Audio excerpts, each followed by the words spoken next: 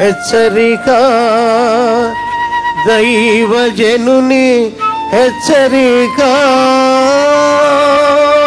5వ అధ్యాయము యెషయా గ్రంథం 5వ వచనం అండి.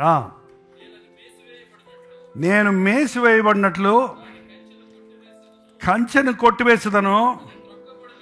అసలు నీకు ఎంత కంచె ఉందో నీకు తెలుసా? అసలు ఒక విశ్వాసికి, దేవుడు ప్రేమించిన వనానికి, దేవుడు ప్రేమించిన జనానికి, దేవుడు ప్రేమించిన సంఘానికి ఎంత కంచె ఉందో తెలుసండి. యోబు వంటి భక్తుడి విషయమై సాతాను చెప్పింది, నువ్వు అతని ఇంటి చుట్టూ కంచె వేశావు.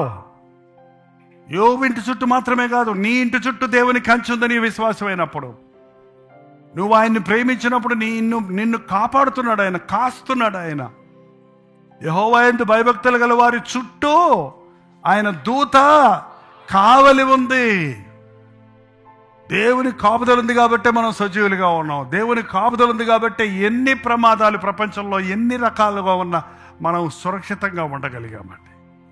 నీ పక్కింటోళ్ళకి పక్క కూడా కీడు వచ్చిందని నీ దగ్గరకు రాకుండా ఆపాడు దేవుడు. నీ కంచెంది సాతాను నిన్ను ముట్టలేకపోయాడు, జొరబడలేకపోయాడు నీ ఇంట్లోకి. కానీ ఇప్పుడు ఏమంటున్నాడు, నువ్వు ఎంతకీ వినకుండా కారు ద్రాక్షలే కాస్తుంటే ఏం చేస్తాడట? కంచెను కొట్టేస్తాడట. కంచెను కొట్టివేస్తాను. పక్కబడినట్లు గోడలు పడగొట్టి, అంతే. గోడలు పడగొడితే ఏమైంది చూడండి. ఇప్పుడు యుద్ధం భూమిలో ఆ ఇల్లులు, బిల్డింగులు, ఫ్లాట్స్ పడిపోతే ఏమైంది? అక్కడ చచ్చిన శవాలు కుప్పలు కుప్పలుగా డిస్ట్రక్షన్ ఎక్కడ చూసినా ఉన్నాయండి. ఇక్కడ గోడను పడగొట్టేస్తాను, నీకు ఇచ్చిన కాపుదలు తీసేస్తాను.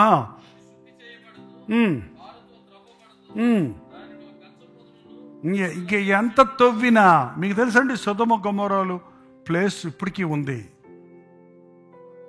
ఉంది. మృత సముద్రం, డెడ్ సీ ఎదురుగుండా రెడ్డిగా ఉంటుంది అదంతా కూడా. ఇప్పటికీ ఆ భూమిలో పచ్చటి మొక్క మొలవనే మొలవదు.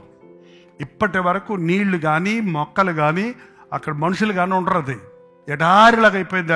అగ్ని గంధకములతో ప్రభు ఆ సొదొమ గొమొర్రా నాశనం చేసేసినప్పుడు ఇంక అక్కడ దానికి గతి లేదు, ఇంకంతే అయిపోయింది. అది ఏంటండి ప్రభు అంటున్నాడు, నేను కంచె తీసేస్తే, గోడ కొట్టేస్తే, నీకున్న కాపుదలు తీసేస్తే నీవు ఎందుకు పనికిరావు? తొక్కబడుటకు, శుద్ధి చేయబట్టకు పనికిరావు. గచ్చ పొదలు, బలురక్కసి చెట్లు మాత్రమే ఉంటాయంట.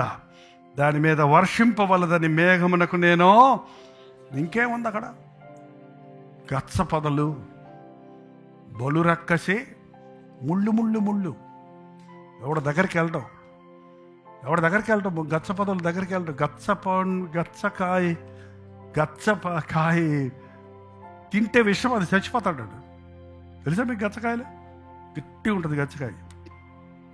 గన్నేరు పప్పు తిన్నానని తినేవాళ్ళు ఆత్మహత్య చేసుకొని, ఎండ్రిన్లు ఇలాంటివి దొరకనప్పుడు ఆ కాయలు తెచ్చుకొని పగల కొట్టుకొని తిని ఆత్మహత్య చేసుకొని చచ్చేవాళ్ళు. ఎందుకంటే భయంకరమైన విషయం అది.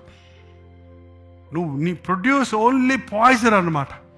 నీ జీవితంలో నాశనమైన ఉత్పత్తి చేస్తావు. ఏ విధమైన దీవెన నీకు లేదు, నీ చుట్టూ వాళ్ళకి లేదు. గచ్చ పొదలు, బలురక్కసి చెట్లు, పెద్ద పెద్ద బ్రహ్మజముడైన ఉంటాయి చూడండి, ముళ్ళు ఉంటాయి. అది గుచ్చుకుందంటే పుండైపోద్ది చేతిలో. ఎవడ దగ్గరికి వెళ్ళడం వాటిని, ఎవడ చూడడం. అది అలాగ ఉంటాయి. పెరగవు, పండు లేదు, ఫలం లేదు, ఆకు లేదు, ఏమి లేదు, అంతే అలాగ ఉంటాయి. అర్జోడికి వెళ్ళకరాయి అని మిమ్మల్ని ఎవరైనా అన్నారంటే మీరు బలిరక్కసి పొదలేమో. అదే మరి, ఎందుకు వాళ్ళ జోలికి వెళ్తావు? ఆడి సంగతి తెలీదా నీకు అంటే చూడండి. కొంతమంది అంతే, ఇంకెవరు వాళ్ళు విసిగిపోయారు. జనమందరూ, ప్రజలందరూ. దేవుడు విసిగిపోతున్నాడు అండి చాలామంది.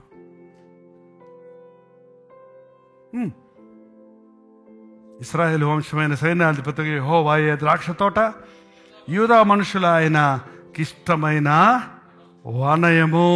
వనము.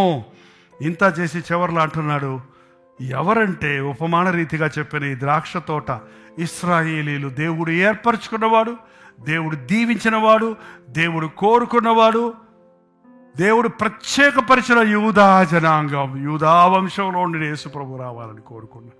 దేవుడు కోరుకున్న వారు కూడా ఫలించకపోతే ఎవరితో మాట్లాడుతున్నాడు? ఆయన లోకంలో ఉన్న వాళ్ళతో మాట్లాడతలేదండి. ఆయన ప్రేమించి రక్షించుకొని ఆయన గొప్ప తలంపులు మన పట్ల నెరవేరాలని ఆశపడుతున్నప్పుడు మనం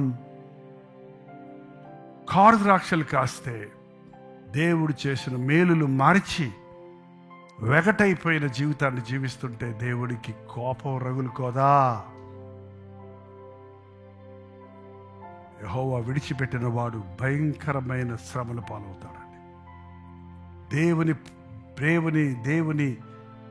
దేవుని మరచువారు శ్రమల పాలవుతారు, మరణమవుతారు. వాక్యం యాచదనాల్లో చేదు లేకుండా మనలో ఉన్న చేదును తీసివేయమని ప్రభుని అడుగుదాం. కృతజ్ఞత ఎక్కడుందో అక్కడ తీపి ఉందండి. పశ్చాత్తాపం ఎక్కడుందో అక్కడ ఇష్టం, దేవుడికి ఇష్టం. నాకు ఇష్టమైన కానుక, నాకు ఇష్టమైన ప్రజలారా, నాకు ఇష్టలుగా ఉండండి అడుగుతున్నాడు అంతే. ఆయన ఏంటి ఆయనకి ఇష్టం?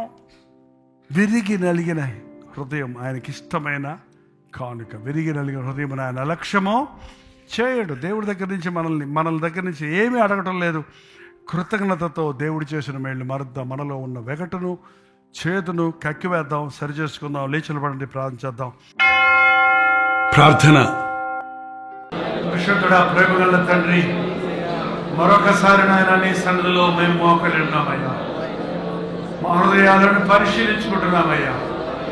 ఈ సంవత్సరాంతంలో నాయన నీవు చేసిన మేళ్ళు తలంచుకుంటూ నీవు ఆశించిన స్థాయికి చేరాలని విరిగిన హృదయాలతో నిన్ను వెతకడానికి మా ముందున్న ఈ కొద్ది రోజులు నాయన మా హృదయాలను తండ్రి తవ్వుకోవడానికి సహాయం చేయాలి.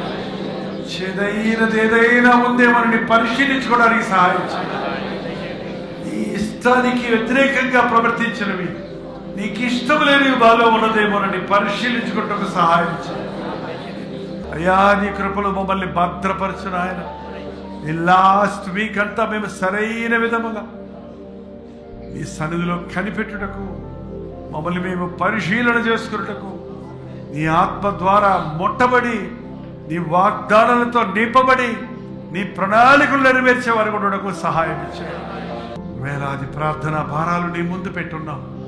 వారందరికీ ఈ క్షణంలోనే నీవు జవాబు ఇవ్వగలవని, ఎవరి రోగాలేంటో, ఎవరి బాధలేంటో, ఎవరి వేదనేంటో, ఎవరి స్థితి ఏంటో ఎరిగిన దేవ, నీ గుప్పెలు విప్పితే సకల జీవులు తృప్తి చెందుతాయి కనుక నీ అద్భుతమైన జవాబులు దయచేయాలి. నువ్వు తగిన ప్రార్థనాత్మనిచ్చి తిరిగి వెళుతుండగా మాకు తోడుని నడిపించమని క్రీస్తు నామములో అడుగుచున్నాను తండ్రి, ఆమేన్. మన తండ్రి అయిన దేవుని యొక్క ప్రేమయు, కుమారుడైన క్రీస్తు యొక్క కృపయు, ఆదరణకర్త అయిన పరిశుద్ధాత్మ యొక్క సహవాసములు కూడి వచ్చిన మనందరికీ ఇప్పుడును సదాకాలమును తోడై ఉండును గాక. ఆమేన్, ఆమేన్, ఆమేన్.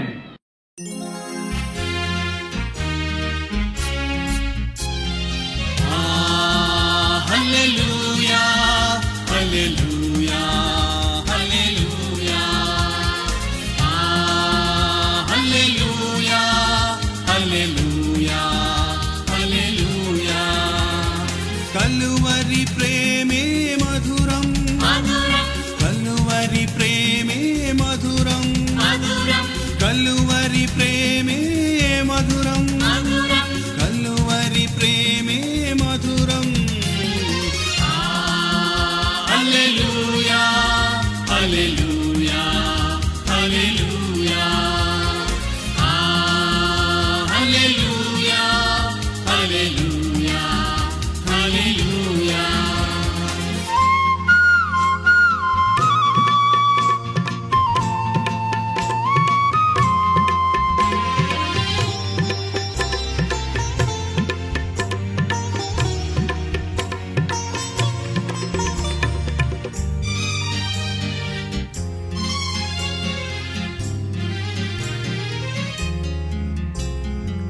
సిలువపైన విలువ త్యాగం చేసినావుగా,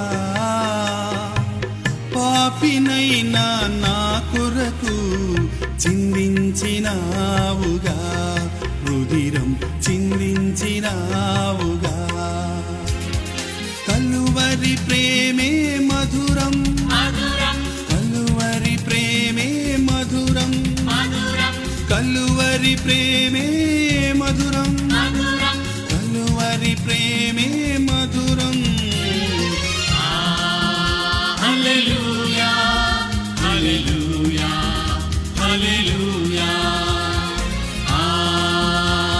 హల్లెలూయా హల్లెలూయా